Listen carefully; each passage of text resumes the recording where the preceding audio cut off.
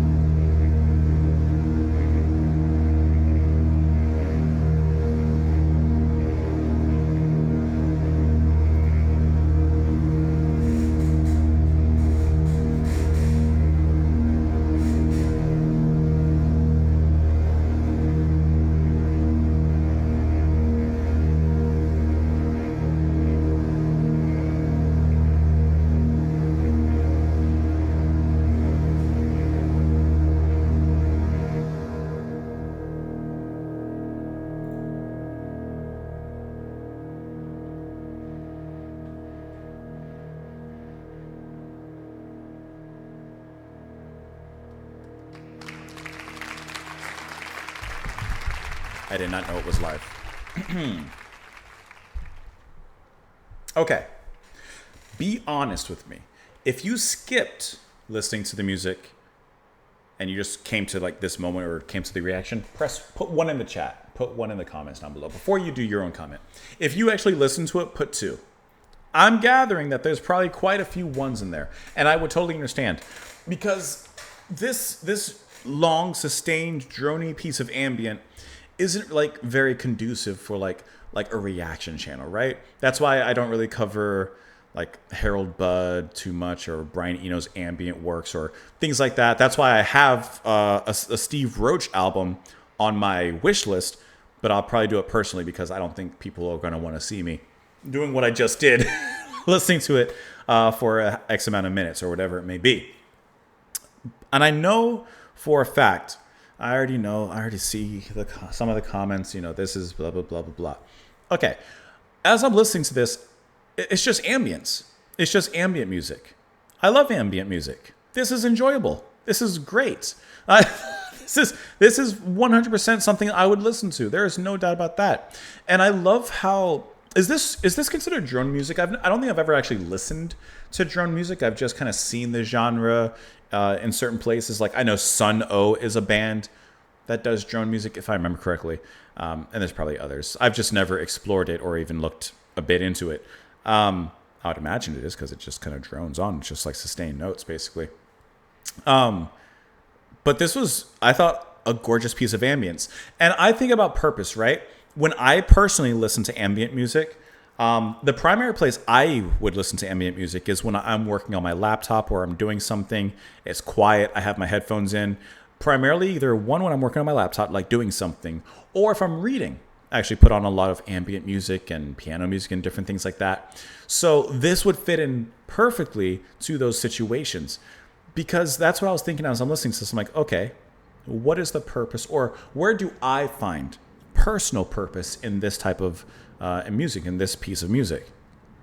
And that's exactly where it'd be. For some reason, the actual tone of everything reminds me of Dune and like a story or a setting like that. This would sound really good reading like some sort of deeply adventurous and kind of mystical kind of story like Dune, I think it would fit in really well there. And I love the title of this piece, The Tortoise, His Dream and Journeys. Tortoise, slow, but there's thought, there's dream, there's hope, there's fantasy. And I like how all that kind of wraps itself around this. If I could describe the music, it's a cylinder of foundation. And then so discreetly, Lamont Young is probably sitting there with a lot of, synths and computers or whatever he got. And there's a lot of knobs. And he's so slowly turning them to allow new sounds to begin to spring in. There's a moment near the end, or I think it's the end, where like some depth comes in. There's a little almost Indian sounding sitar string that sounds very distant and like it's being strummed very sporadically in there as well. Like the beginning, of course, if I play the beginning, 1 minute and 45 seconds in, sounds completely different to 12 minutes and 34 seconds in.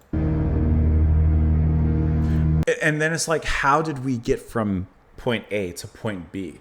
And all of these changes happen so subtly. Some not so much because you clearly hear them as you're going through.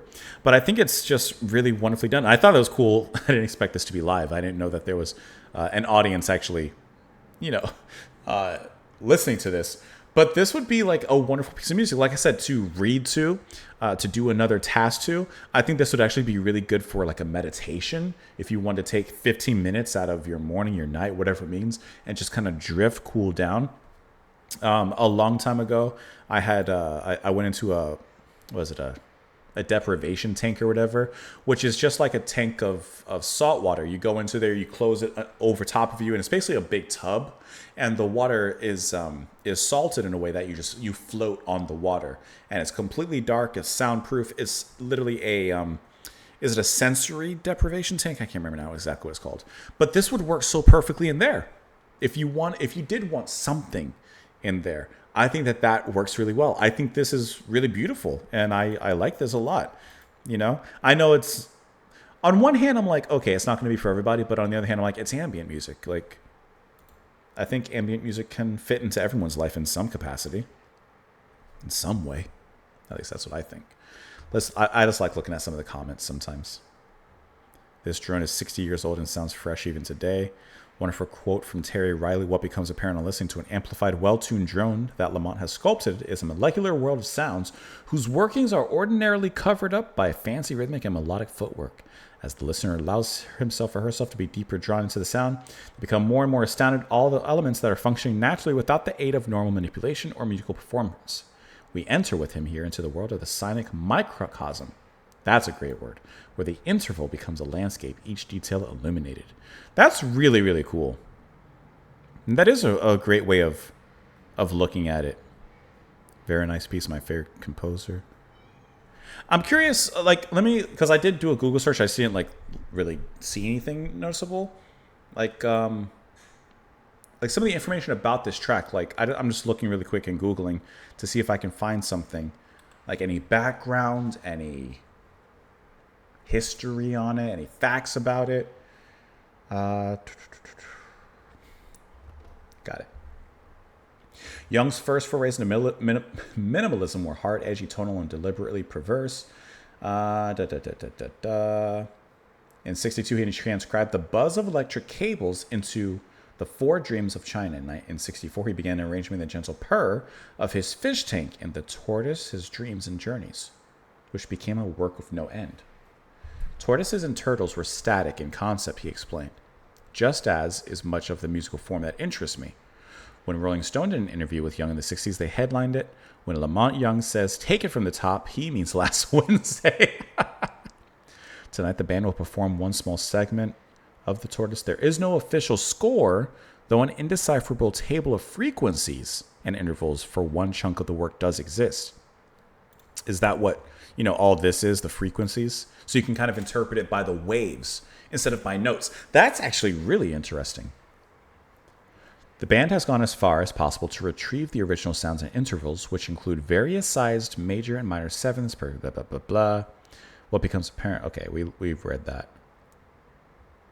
See, like, that's a really interesting way of composing that. There's no official score. Just looking at the frequencies. Huh.